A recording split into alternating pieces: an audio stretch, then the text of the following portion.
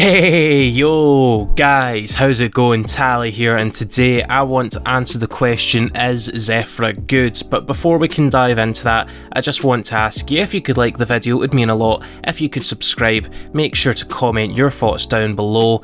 Now let's dive in. So today, I'm going to look at Zefra as a deck from a bit of an objective standpoint, look at its highs, look at its lows, and I'm going to answer the question, is Zefra good? First of all, let's get the meme out the way. Because Pendulum is the best deck of all time, baby! Now, let's look at the deck kind of objectively. It's currently a deck with a simple resource loop that can set up a couple of points of interaction with space for hand traps. Really, it's kind of like Salamangreat, but it takes a different route getting to a similar endpoint.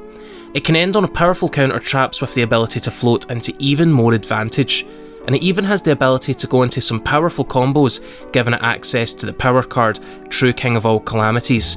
Overall, with the deck's ability to shut off combo decks and grind with control decks, it is in quite a good place. So why is it not topping like crazy? Don't worry, I will answer that. But in order to understand the deck and answer that question, I'm going to break things down a little. Now, if I was to describe this deck in one word, it's search. This deck has not one, not two, not even three, but 4 cards that can search out different resources, so the ability to craft your hand and craft your field the way you want it is astronomically high. First of all, we have Oracle of Zefra, which can search monsters, and it has some extra effects based on how you use those monsters for different extra deck summonings or different extra summonings, because rituals in there too. Zefra Niu can search spells and traps when Pendulum summoned, and when destroyed while in the monster zone. Providence can search just about anything. And finally we have Zefra, which can semi-search monsters by sending a Zefra face up to the extra deck. It copies the scale, which allows you to consistently complete your scales and make those Pendulum summons happen. Fun fact, this ability to consistently search out cards with spells made this deck quite a powerful engine in decks like Endymion back when Servant was at free. And of course, these search cards can search the search cards, so you're always in a position to be able to stack your hand the way you want to. And now on to the rest of the deck. Since this deck is a bit of a resource game, you've got to be able to interact with your opponent in different ways, so it does have access to spot removal in the form of Zefraxiton, Zefrafubin, and the trap card Zefra War. Zefraxiton targets a Zefra and a face down your opponent controls and tries to pop both, and Zefrafubin is the same except for face up cards. The coolest part though is that if you have Zefra Providence in your graveyard, you can protect your Zefra cards from destruction, so you've got a strong resource game being able to pop your opponent's cards, whether they be monsters, spells, face up or face down. We also have Zefra War, which is a trap card that essentially does the exact same thing, but it has the handy effect that if it's in your hand and you have 2 Zefra and scales, you can activate it from your hand. So you can search it during your opponent's turn, and use it during your opponent's turn if you have 2 Zefras in scale. And in terms of recursion, you've got the Ritual Beast Tamers. Zefra Wendy adds a card from extra deck to hand, and Zefra Impelica is essentially Monster Reborn.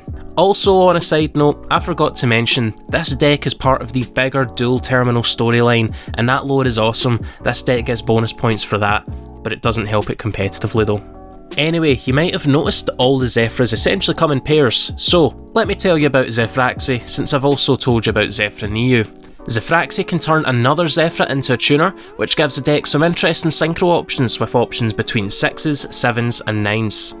And to round off our monster package, we have the Unloved Zefras. I'm going to be honest, we don't talk about these ones, they aren't very good. And I mentioned earlier on that the deck has access to some really powerful counter traps, so let me introduce you to Divine Strike and 9 Pillars of the Yang Zing. Divine Strike takes advantage of Zefra's face up in your extra deck and banishes them to negate monster spells and traps. 9 Pillars is also an Omni Negate but needs a Yang Zing on field to destroy, allowing you more synergy with Zefra Niu to gain more advantage during your opponent's turn. And to round off our main deck back row, we have the Floodgate Zefra Path, which is an incredibly powerful floodgate in the right format. It essentially stops your opponent from summoning from their deck and from their graveyard, which are 2 incredibly common summoning types, and of course very powerful resources that when you shut off could shut down an entire deck. And there's also this card, but don't think about it, it's terrible. And it would be unfair of me to not mention Zefra Metaltron, which is a card from an unconnected, unrelated lore, so it's very much not built to synergise with these cards, but it does actually have a bit of synergy. Essentially, for the cost of a monster summoned from the extra deck on your side of the field, you can then go ahead and banish a card on your opponent's side of the field summoned from the extra deck. And that's the Zefra core, really, and that's also the Zefra core. Honestly, everything else is more or less just a hand trap or a toolbox card to be able to fit the format. The deck can access some really powerful Synchro 6s, 7s, 9s, some powerful Xyz monsters, but it's more toolboxy and less about the archetype, so we're going to move on and talk about some other things. So next, I would like to explain why the deck isn't maybe as powerful as I've made it out to be. First things first, it's a Pendulum deck. And memes aside, it suffers the same problem that every other Pendulum deck suffers. Scales. So in order to make any meaningful plays, it requires generally at least 3 cards in most cases. Now while Zefra does help it with allowing you to load up your extra deck and making certain lines of play only 2 cards, the deck doesn't have the same ability to pop off as other decks. And also, since it's a Pendulum deck, it's been hurt pretty badly by the existence of Master Rule 5, since to get bigger Pendulum summons, you need Link monsters. Also, while the deck does have some linear plays which I have showcased on the channel, by and large again it's a very non-linear deck, which makes it more difficult to pick up and fully master. And the biggest issue with the deck, it's xenophobic, like incredibly xenophobic.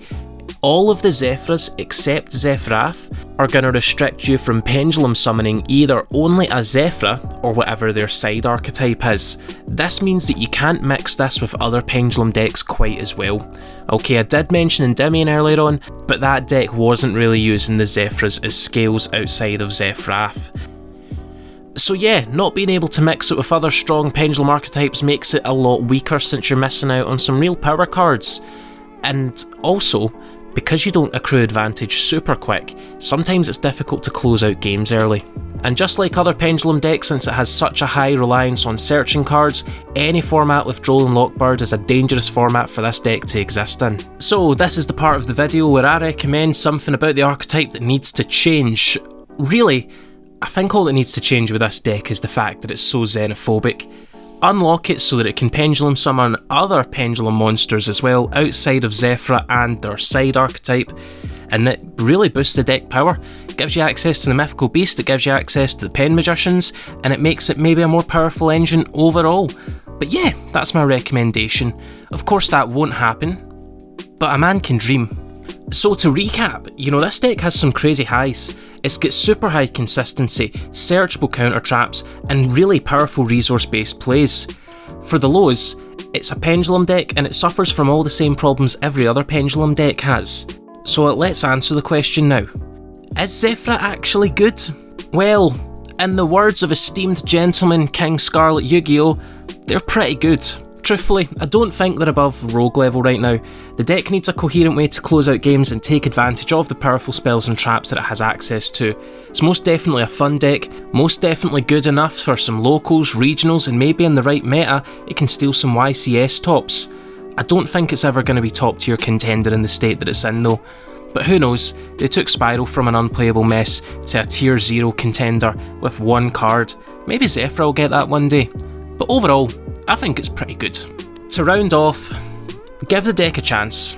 It needs a good pilot, but I think it's a really good deck in terms of the combos it has access to. I think it's a really good deck if you want to commit the time and the effort to really mastering it, because it's not your conventional Pendulum deck that sets up a million negates.